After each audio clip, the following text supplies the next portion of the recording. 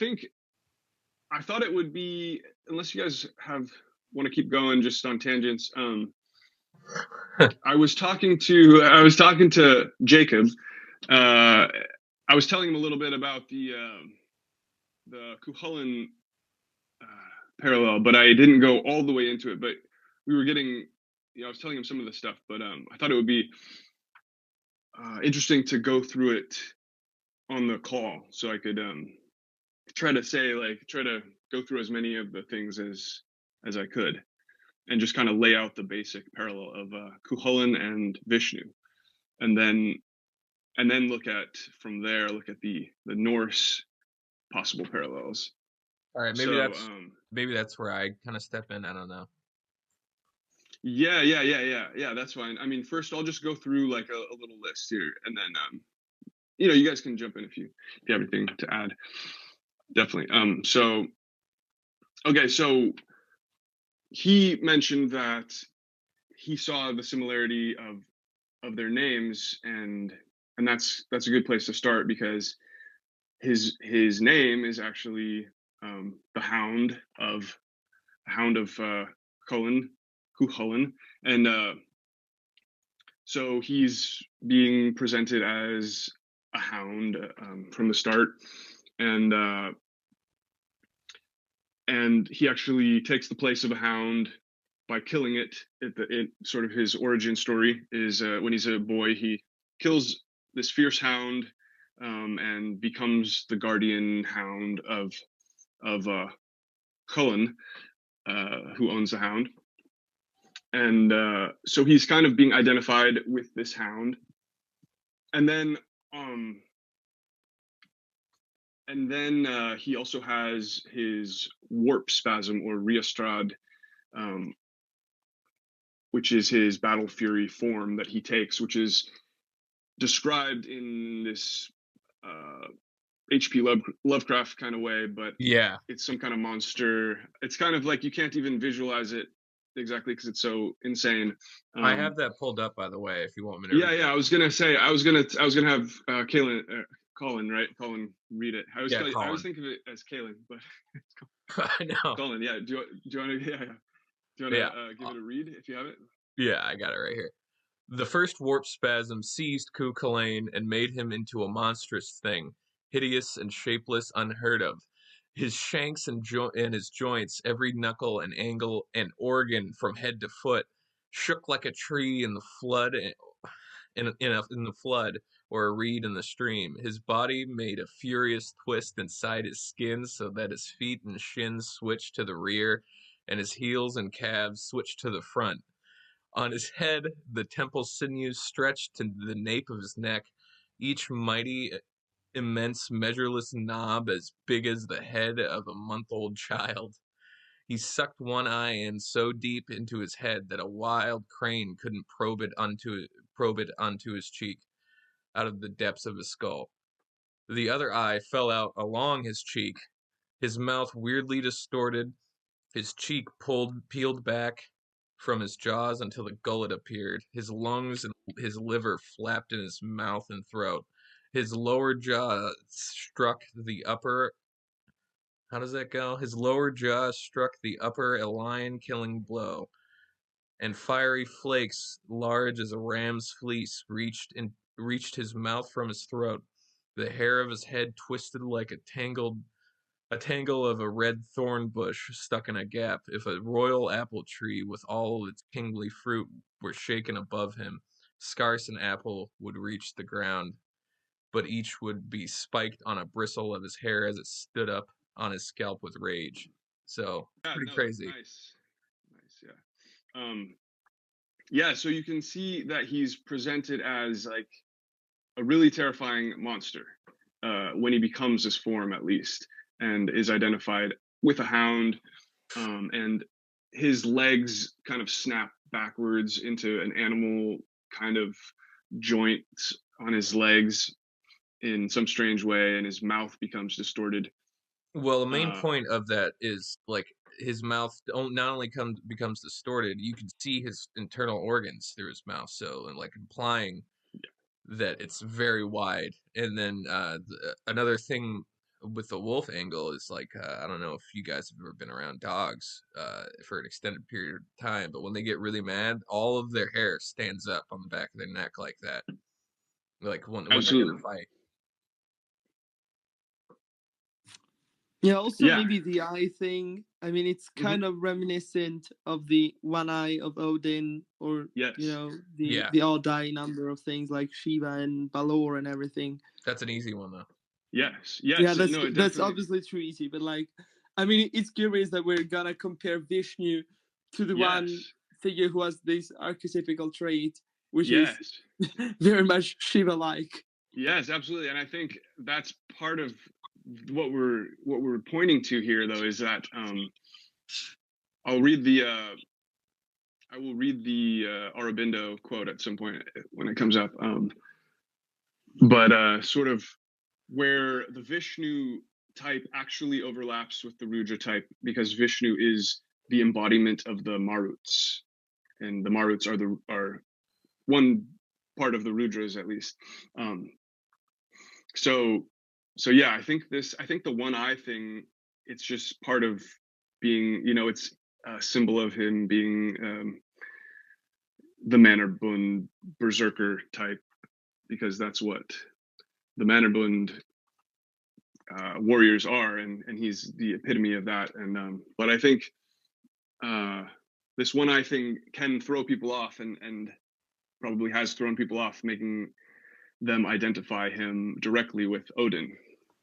Well, first thing I think of is which is a mistake. Fortress of Lu, just calling him Odin simply on that fact, and maybe the shape-shifting. Yes, yeah. I mean, I guess that maybe even Fortress of Lu got something right.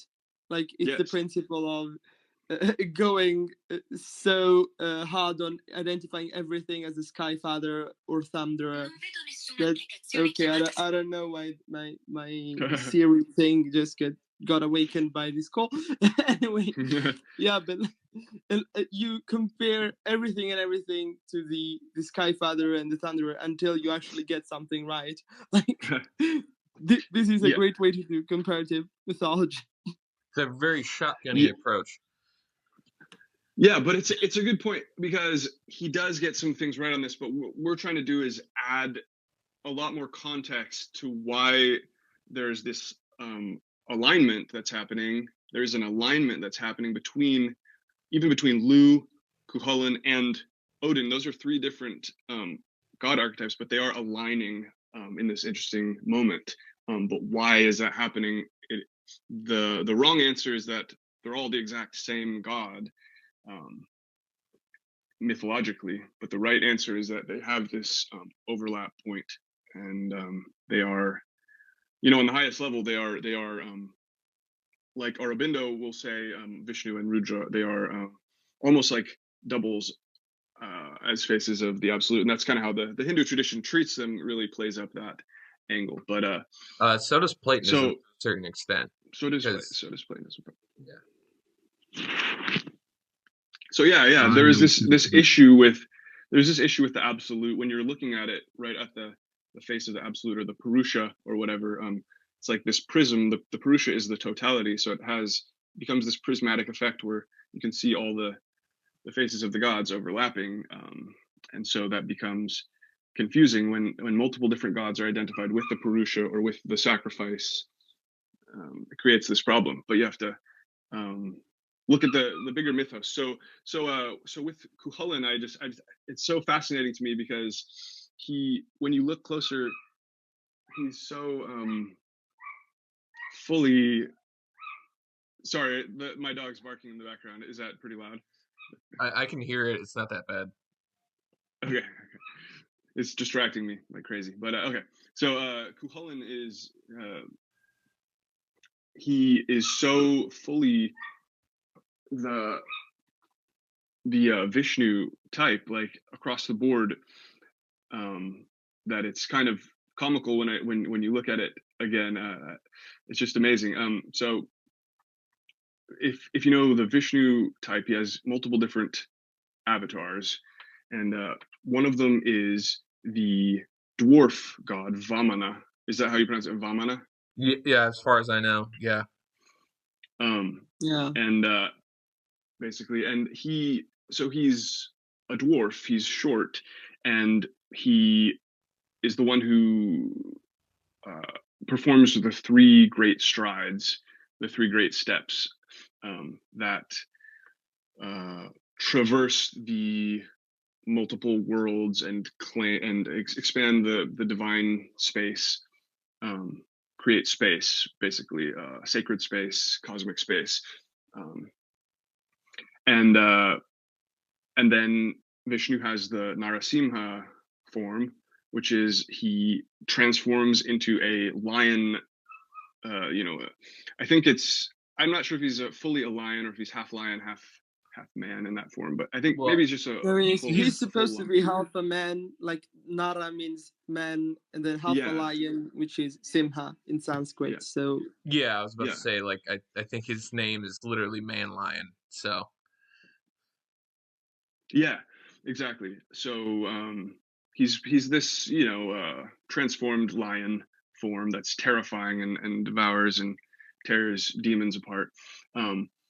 And then Krishna obviously is another one, and let's see, are those the main ones I'm looking at right now? If any others come up, I'll point it out. But basically, Cuchulainn has parallels with all of those forms that I just mentioned. And the first one that made me start looking at him as a Vishnu parallel was that he has the myth where he has an affair with the wife of the fire god. Cuchulainn does, which is, once you recognize that Manannán is actually the fire god. So that's something I've gone through in another video, but in a video, in my articles and stuff. But Cuchulainn has this parallel where he has an affair with the wife of Manannán, and then Manannán has to come, and he puts his magical cloak between them and makes his wife forget all about Cuchulainn, basically. And obviously, this is very similar to Ares and Aphrodite and Hephaestus. Exactly. And that's why, once you realize that Manannán is the fire god, he has this exact parallel with the fire god Hephaestus, who Ares and Aphrodite are having an affair, and Hephaestus makes a magical net and goes and captures them both in the net and displays them in front of the gods, basically. And so you have this thing, a net versus a cloak. It's very similar, and goes and interrupts this affair. Almost a little too similar. Almost a little too similar. And then then you ask, does anything similar happen to the fire god in Vedic myth? And there is the fire god's wife, Svaha, falls in love with Krishna, and Krishna is, he's more polite about it, and he tells, I think, let's see, I could be misremembering it, but I think Krishna tells her he can't love her right now. He has to go, or she has to go be the wife of Agni, the fire god, and then after a certain amount of time they may end up together or something like that. But it's the same sort of back and forth thing where this love affair gets interrupted, but it's Krishna who turns the tables in that one, I think. But anyways, it's the fire god, his wife, having an affair, basically. And who is it in the Vedic version? The only possible parallel is Krishna. So, and when you look at the original Krishna, or the original Vishnu mythos, it's a lot more war god oriented, as is pretty agreed upon, I think. That Vishnu is depicted as Indra's friend and helper in conquest and expansion, and as a representative of the Maruts, an embodiment of the Maruts. So I was looking at Cuchulainn in terms of that. So he has this parallel with Krishna. And then when you look a little farther into it, Cuchulainn is always described as short. Why is this terrible war god described in all of the descriptions of his height? He is described as a word. He's described as a lot of the time he's a boy, but a lot of the other time he's not a boy. He's in his 20s, and it's consistent across the board. It's always brought up that he is little. Nay, but who but the little lad? He's called the little lad. The little creature with you, the little creature you were looking at, myself, is wrathful. He says at one point. Yon little deer Cuchulainn, and then he's called a stripling or an imp or a sprig. There's a word that means an imp or a stripling or a sprig, which is, I found it interesting because the root of the word Vishnu actually it means to grow or sprout, and it means it turns into a word meaning sprig in some European languages, actually, sprig. So this concept of an imp or a sprig, his charioteer, who's like his best friend, calls him Little Coo all the time. That's his nickname. That's his most common nickname for him, the Little Hound. Oh, I was going to say, he's a dwarf. He's a dwarf in Vamana, the Vamana form, and Vishnu actually is related to the word for sprig, and so he's a dwarf, and in the Irish version, he's an imp. He's literally called a word that means imp or sprig, and is always called the Little Hound. So why is he little? This is a strange attribute for just any war hero. You don't usually see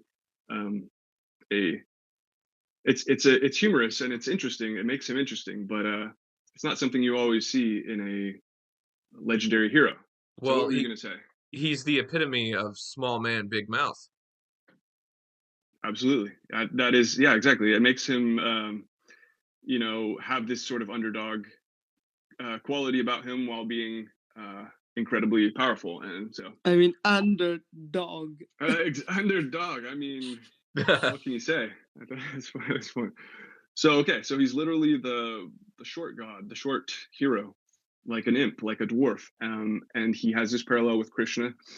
And let's see, the other thing is, so Narasimha, he turns into a lion, while Collin turns into a terrifying monster, which is a hound, presumably he has some hound quality to him rather than a lion, but it's his warp spasm form isn't really pinned down to a certain animal either. But you can see how the Indian version is probably more connected to lions, and then the Gaelic version has changed it or whatever. A different animal is his representative form, basically, but it's not that big of a difference. I mean, I don't know how many wolves are in India. Exactly, and how many lions are, I don't know how many lions have been in Ireland, really. I don't think it's much in the times that but actually been around. There is one interesting moment in the Cuchulainn story, though, that I'll mention, which is that on his way to go train with Skahak, he encounters a lion on his path in a series of obstacles. One of them is a lion he comes across, and it's mirroring his movements, basically. Everywhere he moves, it'll move, until he finally climbs on top of the lion, and it takes him across the plane, basically, that he couldn't pass. Also, so that's a strange lion moment as well, even though lions aren't a big thing in Ireland. I don't know. But like even in that description that I just read of Cuchulainn's like transformation, it even mentions like a lion. Oh, okay. Oh yeah, you're right. It does. So it absolutely does. Yeah. Yeah, it even goes beyond the cultural divide there. Lion killing blow, but yeah. Yeah. So there's something there, and the idea is that he's a terrifying beast anyways, is the core of the idea. And maybe there was, who knows if the original thing was a lion association, or a hound, or maybe both. He had connections to both, maybe, who knows. In the Vedas, if he's a Mara, yeah. In the Vedas, it just says he's prowling like a mountain. I'll find it right now. Yeah, that's a good one. Okay, I know I got it open somewhere. There we go. Yeah, so this is the a Rig Veda hymn that describes Vishnu himself as an animal. So yeah, the Vishnu hymn 1.154 of the Rig Veda contains a verse with allusions to a wild beast, dread, prowling, mountain roaming. So they definitely So he's literally described as a mountain roaming, prowling beast who goes into evil areas, basically, is what it says, or something. He confronts evil areas. I forget exactly. So that's, the Rig Vedic version of Narasimha. It doesn't use the name Narasimha. It is his Narasimha form. Absolutely, well, I think. The way I see it is, all the avatars of Vishnu certainly came later. It's just what it was. They were just adapting things from the Vedas to fit what they were trying to do. It's hard to put into words, but yeah. Yeah, the splitting off, they're all elements of what Vishnu was originally. I was actually kind of wondering, though, because as far as I can remember from Dumézil, and the Narasimha archetype is presented essentially as Indra in the Rig Vedic text. So it's kind of making me wonder how much of the Narasimha story that we have is genuine Vishnu mythology, as opposed to Indra mythology, or mythology taken, for instance, from the Vayu kind of type, which probably had already largely been absorbed by Indra already in Vedic times. So it's kind of a question that, I wouldn't completely ignore, considering that Ares also shows a bit of Indra material, not as much as we would like he doesn't have the preeminence of Indra, of course, but it may still be relevant. And also considering that the parallel found by Dumézil for the Narasimha story is Heracles. So we might have to wonder whether Heracles, in one way or another, can be relatable to Vishnu or Cuchulainn, or whether he is another kind of an individual. It seems pretty clear that he's Indra with a little bit of Vayu, and this little bit of Vayu may be a bit more extended in the Orphic mythology, although it's not exactly clear, 100% clear, but it's decently noticeable enough. So we might have to look into that as well. Well, in the Ramayana, we have Indra basically being a sidekick to Vishnu, even though Vishnu is basically taken on the role of Indra as this high caste war deity who wields a bow. But this also comes back around to the Namuchi myth. Yeah, and I think this is a really important point. And I'm sorry. Was somebody talking? No. Okay. It was just voices. So I think this issue, the bleed over between Indra and Vishnu, and this is a huge issue that we'll have to try to pick apart, and it causes a lot of problems here. I think it's happening all the time across the board. There's this bleed over, but I think definitely Vishnu has an animal form in the Rig Veda, with that hymn that you just read. Yeah, that's pretty much clear. Even later mythology, he appears as basically every animal in the book. So, the Vedic Vishnu definitely does have this kind of element. So I think the question is maybe in this specifically Narasimha kind of situation, though, how much of Narasimha is genuinely Vishnu and how much is borrowed from Indra, possibly Vayu, which I don't know. Yeah, then I would obviously, say. So my theory on this, and we can get into this after I go through stuff, I think. But my theory is that the Indra confronting Namuchi, right, and that myth, which is kind of becomes Vishnu defeating Hiranyakashipu. I think that could be Indra originally. It could be a different kind of thing that it certainly is, became absorbed into the Vishnu thing. But I think it's interesting that what I'm saying is I think there was a Narasimha Vishnu and it absorbed that Indra aspect, or I think there was this animal form of Vishnu anyways, and it absorbed that, but it also had its own mythos, its own animal form Vishnu mythos, which so then they become kind of confused in that. Well, yeah, that's my theory on that. But the Namuchi myth is like completely ripped off in Narasimha's myth, so it and then Indra, we'll get to that later, but Indra probably wasn't even the original deity in that myth to begin with, so that's the other thing. Really confusing. Yeah, he might not have been. He might most have been, likely but he might not Vayu, which right. actually is interesting. We might have to get back on it eventually. But the relationship between Vayu and Vishnu, as well as Indra, because apparently Dumézil explains it, maybe oversimplifying a bit, but it's a very interesting explanation. Vishnu being the deity of expansion in time, in space, and Vayu in time, right? So I don't know, maybe that could explain why there is this flow of mythos from a probable original Vayu to the Vishnu of post-Vedic mythology. I don't know, it's a possibility. Well, in the Namuchi myth, it's Indra taking the place of Mitra, not Vayu.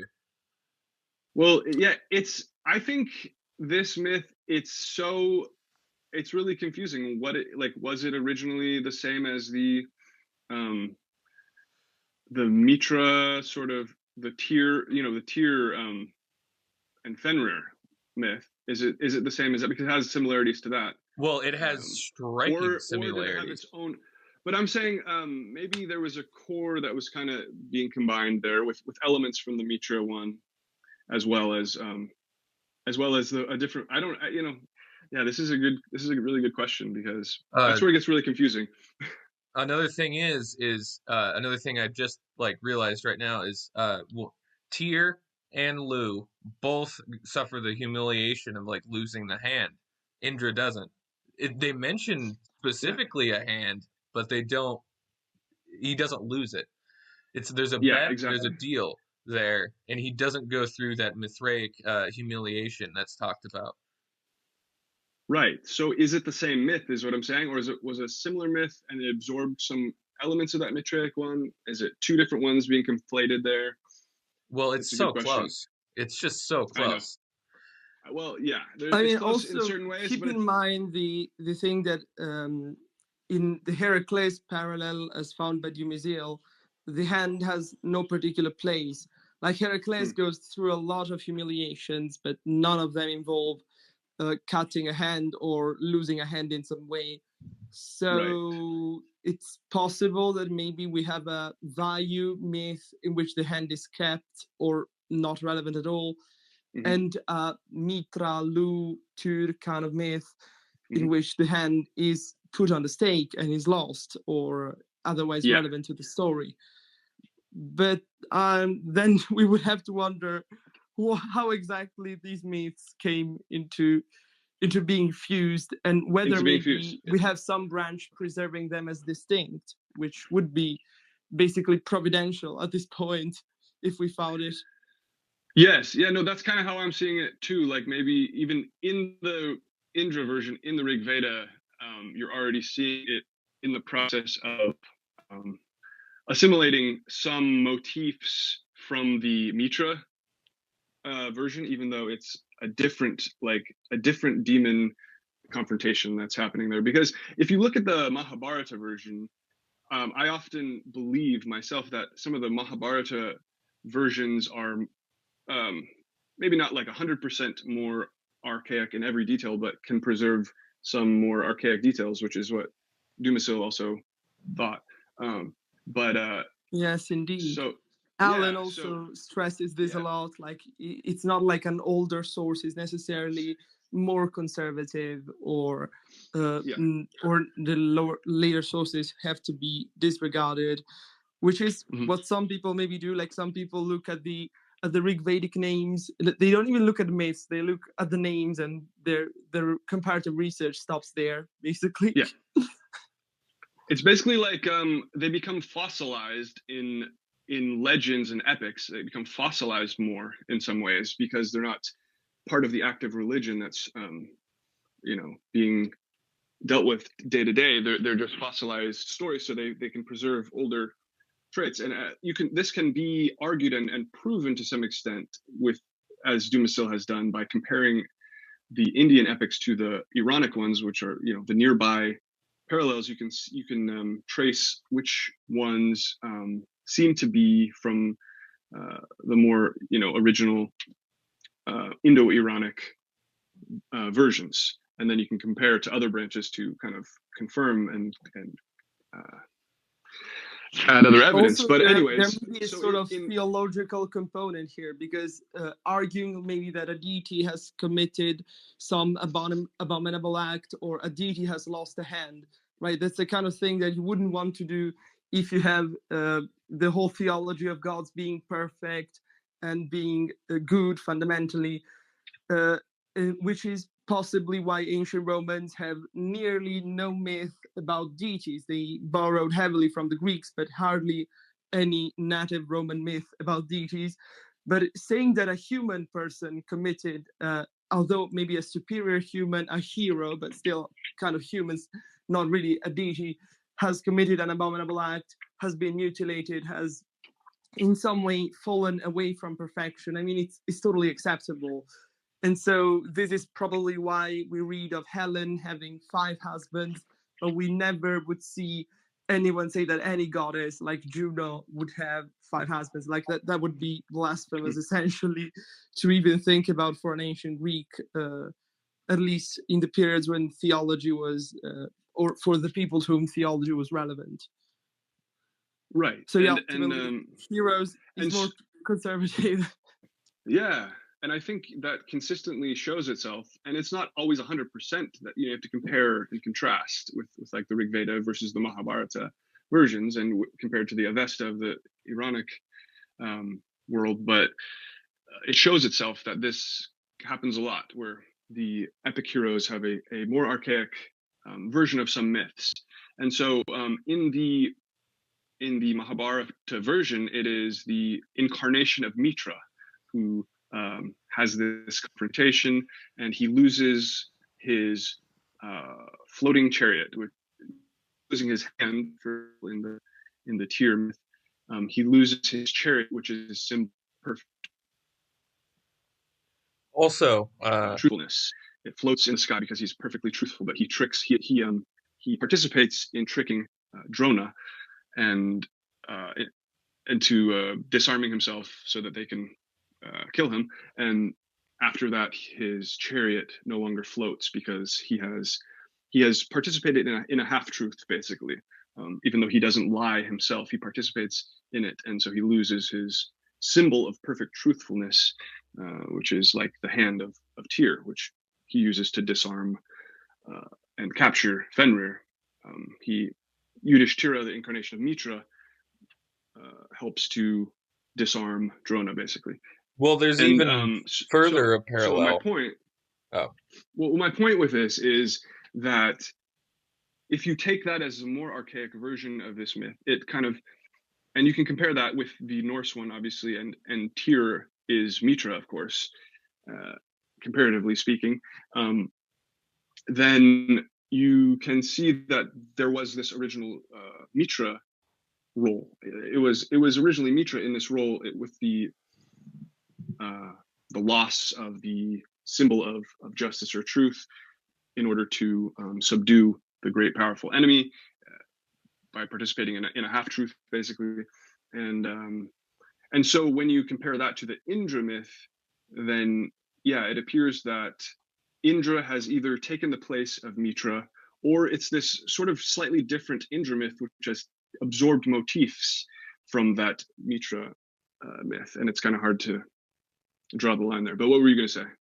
This even furthermore proves that Tyr is Yudhishthira or Mitra, because in Lokasana, when Loki is dropping the dime on all the gods' secrets, he basically says Tyr can't be really truthful anymore because he only has his left hand. Like, it's like even a nod to like left-handedness, as in Exactly. being bad.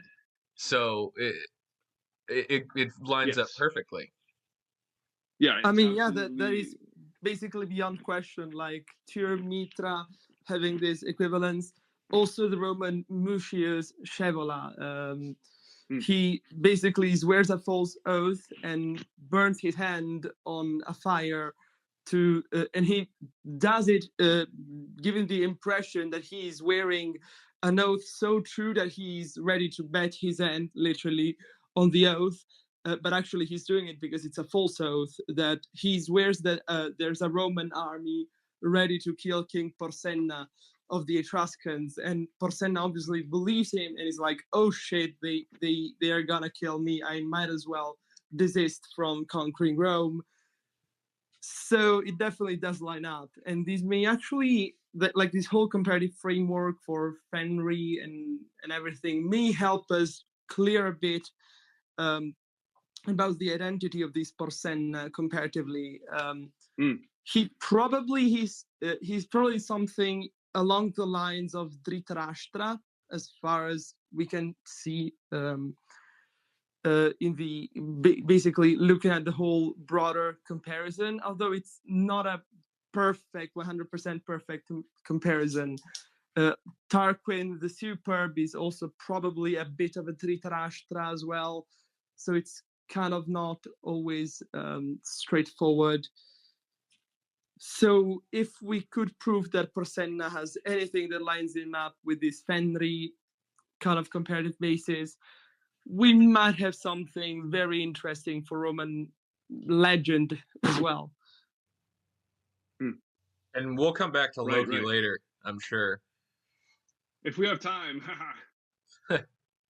So anyways, okay, let me just jump off of this point, because this is where I want to like go eventually, is picking that all apart. But I want to go through some more of the Cuchulainn and Vishnu connections. So basically, we know that Vishnu has that animal form prowling, and it becomes Narasimha in some way over time, and that Narasimha mythos might absorb some other traits as well. So that's easy to accept, I think. But basically, I think there's a core of Narasimha that is definitely original Vishnu, and I think he had this like terrifying animal form. But some specifics of his myth, some motifs of how he interacts with Hiranyakashipu, for example, might have had a different origin. But anyways, so onto Tejas, which is a characteristic quality or power. It's not unique to Vishnu. He's not the only one with. I was going to ask Josephus how to pronounce Is it Tejas? It's apparently Tejas. Like Tejas. I have a bit of Italian accent here, but like it's Tejas. So with the A sound and the J sound, like. And the J sound. Okay. Well, just as an aside, I heard Dharma Man call it Tejas. So I don't know. He did. Oh, that's the Spanish pronunciation. Like he read it like a Spanish sound, but no, actually it's a Sanskrit J sound. Wow. Like it. Yeah. All right. He's showing his American kind of J. He's showing his American roots. Yeah. Wow. My Mesoamerican. Mesoamerican roots. Hey, he had to do it.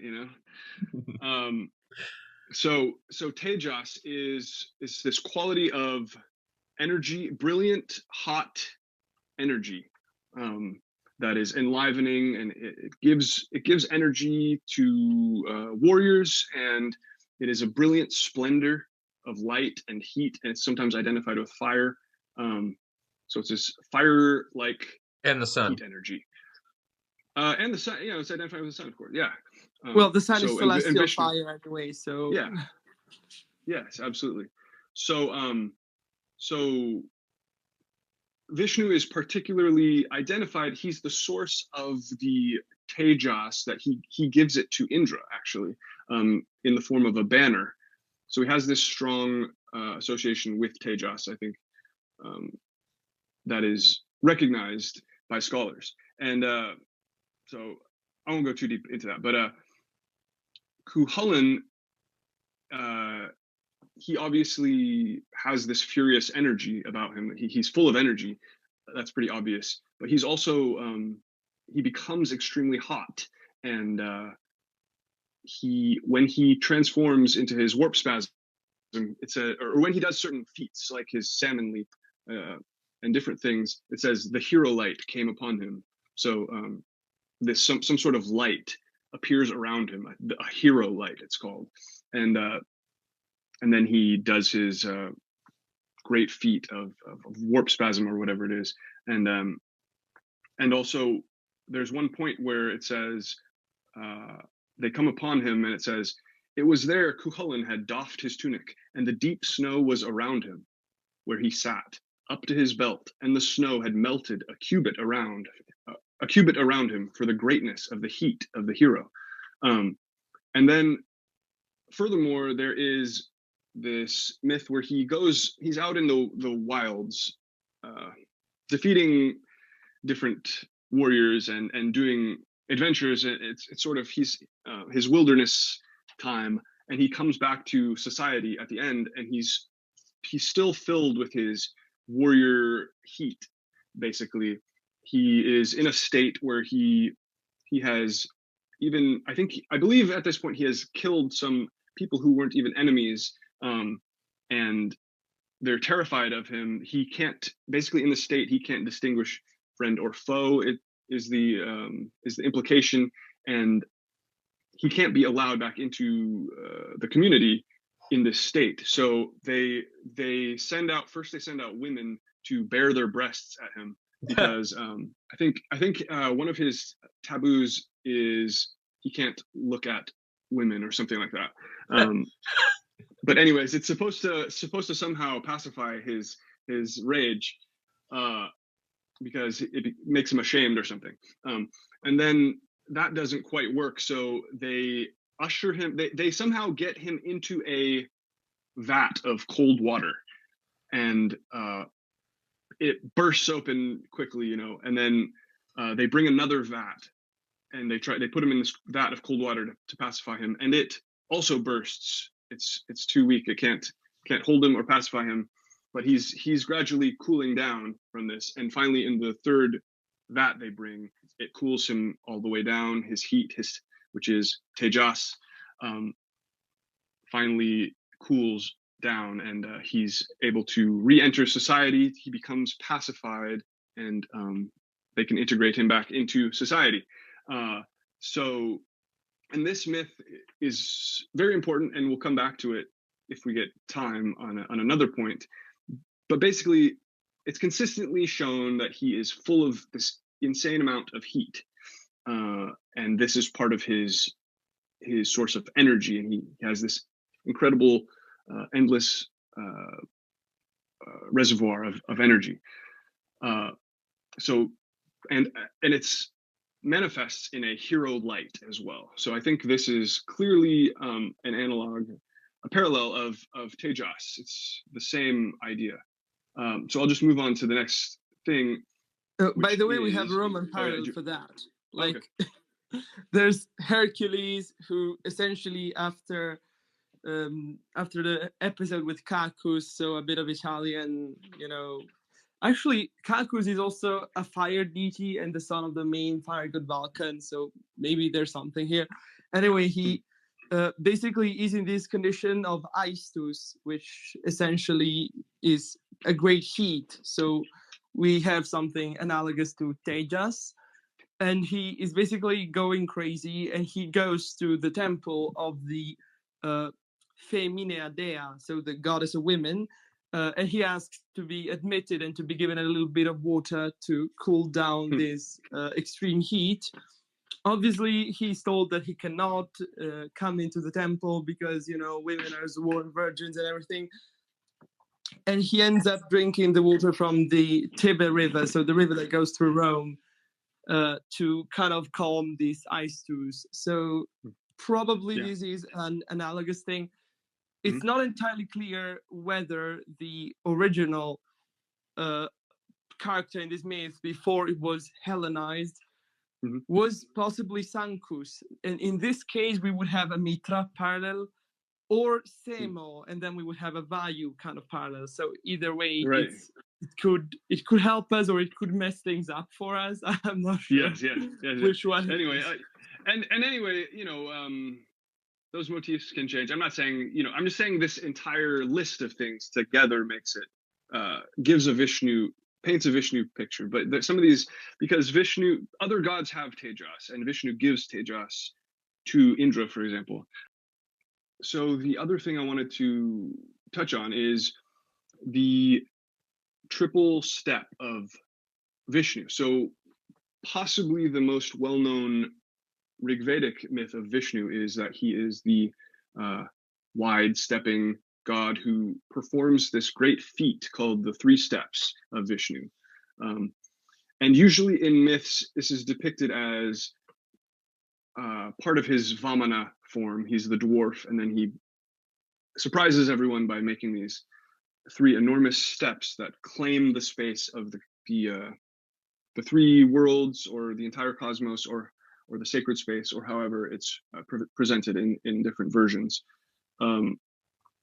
And so Cuchulainn has what I think is an exact parallel, and maybe the only parallel that I know of the 3 steps in any branch. Do you know of any other 3 steps parallels? Kind of trying to look up the Hercules myth and see if maybe there's anything connecting to 3 steps, or even only steps, or even only the number 3. Let us see. I mean, the number 3 is kind of ubiquitous, so we would want something like the 3 steps precisely, something that can be less ambiguous here. Yeah, Hanuman is such an interesting figure that he's hard to situate sometimes, I think. In my opinion, he kind of looks like Tydeus in the Theban saga of the Greeks.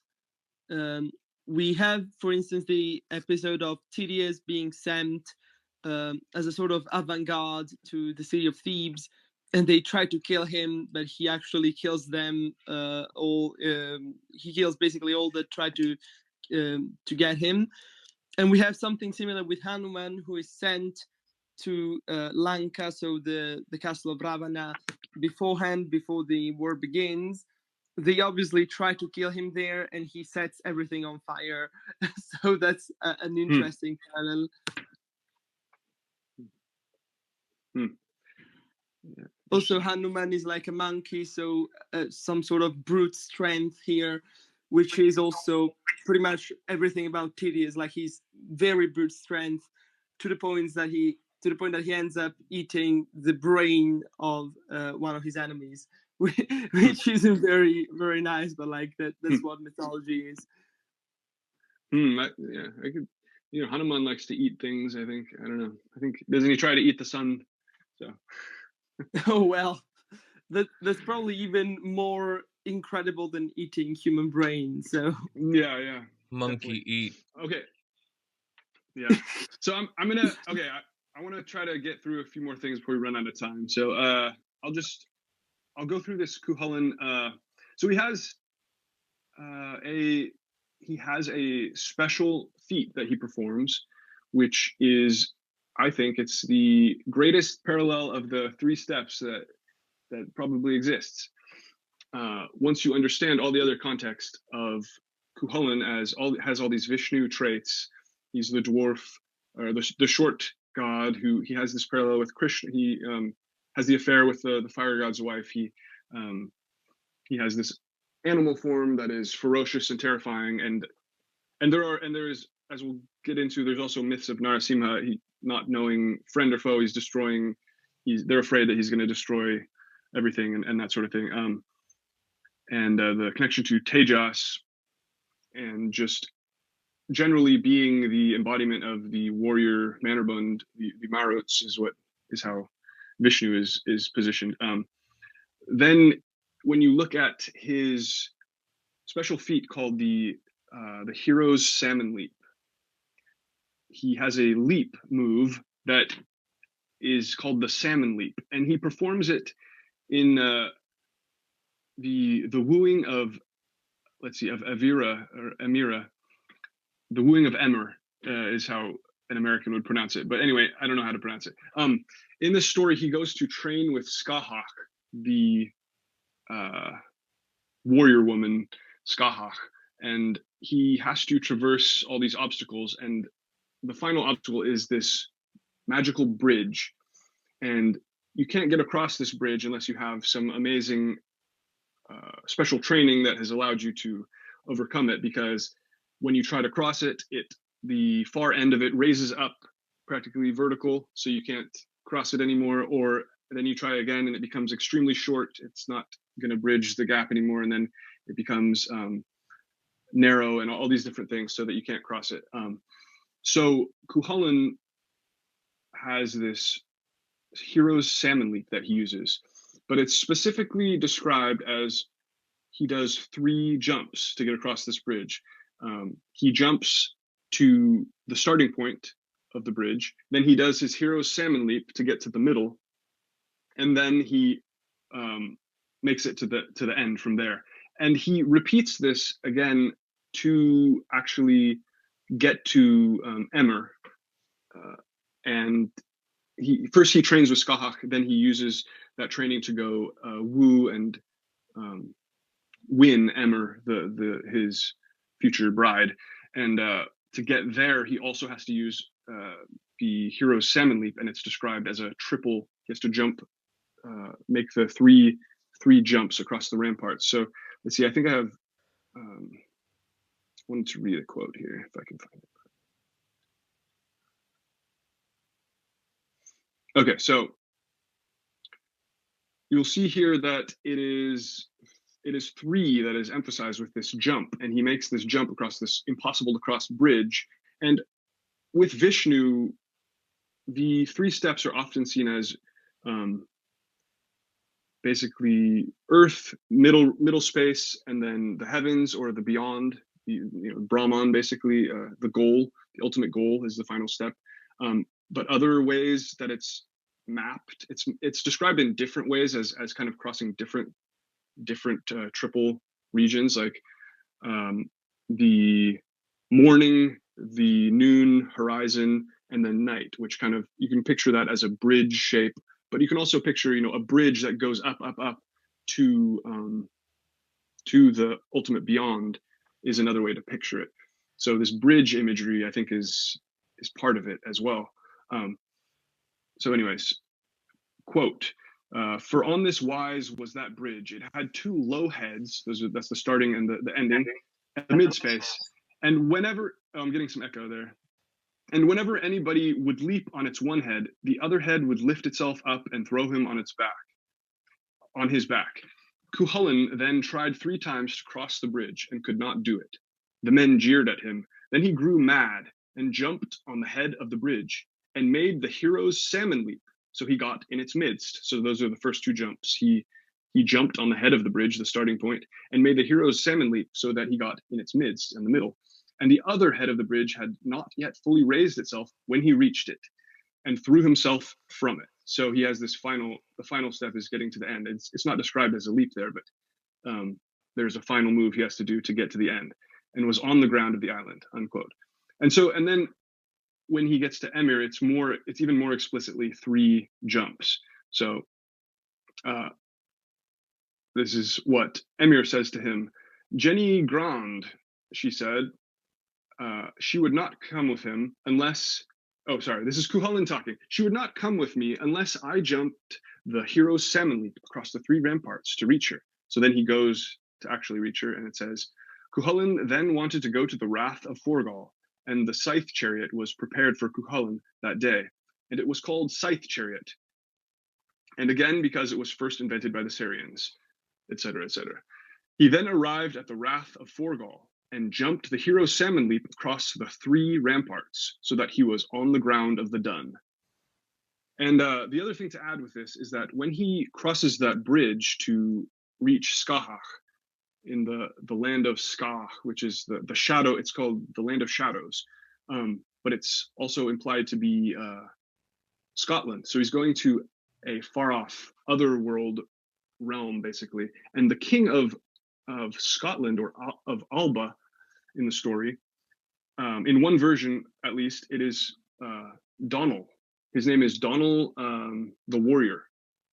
And we know from Welsh parallels that Donal, which means world king, there is Donal Molmud in the Welsh mythology, which is one of the names of the Welsh Brahman, which I've shown with some complex comparisons. But basically, Donal is a code name of Brahman in the Celtic tradition. So he does this triple jump across this bridge, and Vishnu's final step takes him to the goal of the Brahman, basically the ultimate goal, the beyond. While Cuchulainn's takes him to Scotland, where the king of Scotland is Donal, which is a code name of the Celtic Brahman, also known as Briochen. So I think this is a parallel of the 3 steps. Once you put it all in context, he has this special jump. This is like one of the great feats of Cuchulainn, that he does this triple jump. He does it 2 times in the story, and it's re-emphasized that it's basically 3 points that he has to jump between. So, and in the myths of Vishnu, these 3 points represent the path of the sun, as far as I know. They can represent path of the sun. Worlds. Yeah. So, yes, exactly. It's kind of mapped on different things. So the path, like the morning, the noon, and the night, the sunset, like path of the sun. Yeah, absolutely. So yeah, okay. So if we get into the Fenris thing, I may have another parallel with the 3 jumps, but it's not very exact. Okay. So anyways, there's a bunch of other little things that I can go in, and I do plan to put this in a video or article or something eventually with like all the details. But in general, Cuchulainn is like a guardian, guards cattle and all this stuff, which is Vishnu is the one who creates space with his steps and with his power, and he creates the space, creates the sacred space. He creates the enclosure, but then he also protects the boundaries. Vishnu's called a guardian, Vishnu Gopa, and anyways, he protects the sacred space in the ritual as well. And the Yupa pillar or stake that the animal is tied to in the Vedic sacrifice is it belongs to Vishnu in various texts, like the Shatapatha Brahmana. And so he is closely identified with this pillar form, and the Narasimha avatar leaps out of a pillar as well. So he's identified with pillars in this context, including an animal tied to a pillar in the Vedic version.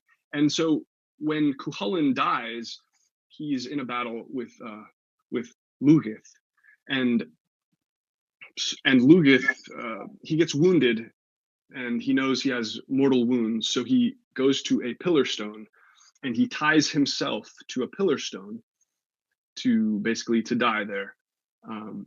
And so he's essentially becoming one with this pillar in death, which is interesting, and this will lead into the Norse parallels if we want to go there, if we have time. It also kind of leads us to believe that Ku is some sort of sacrifice. Yeah, Yeah, he becomes the sacrifice, basically symbolically, which Vishnu is identified. There are multiple gods identified as the sacrifice, including Vishnu. Vishnu is the sacrifice. Vishnu also creates the space and basically sets up the sacrifice. He's the he sort of is the preceding moment of the sacrifice, but then becomes united with it. I think is what is being described.